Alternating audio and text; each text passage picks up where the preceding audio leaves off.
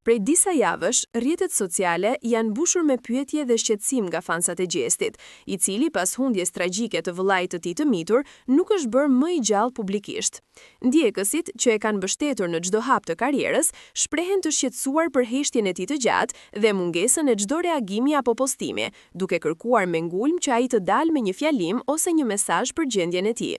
Shumë prej tyre kanë lënë komente prekse në faqet e tij zyrtare, duke i inkurajuar të marrë forcë dhe të mos e përjetoj vetëm këtë dhimbje të madhe.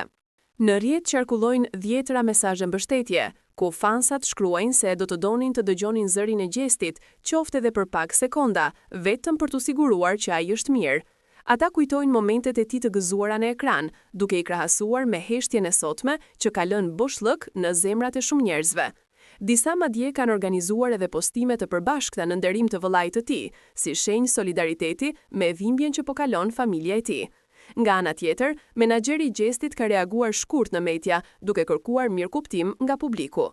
Ai ka sqaruar se Gjesti ndodhet në një periudhë shumë të vështirë emocionale dhe ka nevojë për kohë që të përballet me këtë humbje të rëndë.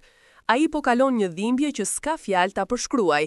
I duhet kohë, i duhet qetësi dhe dashuri, jo presion publik, është shprehur menaxheri në një deklaratë të shkurtër për mediat online.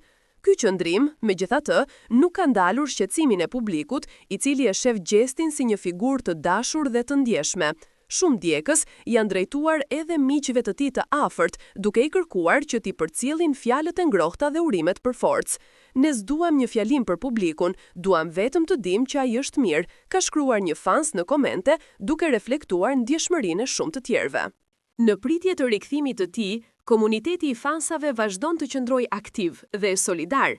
Ata kanë shprehur dëshirën që kur Gjesti të ndihet gati, të ndajë një fjalim që nuk ka të bëjë me famën apo karrierën, por me dhimbje njerëzore dhe forcën për të ringritur shpirtin pas një humbjeje kaq të madhe. Deri atëherë, mbështetja e tyre mbetet e palëkundur dhe plot dashuri.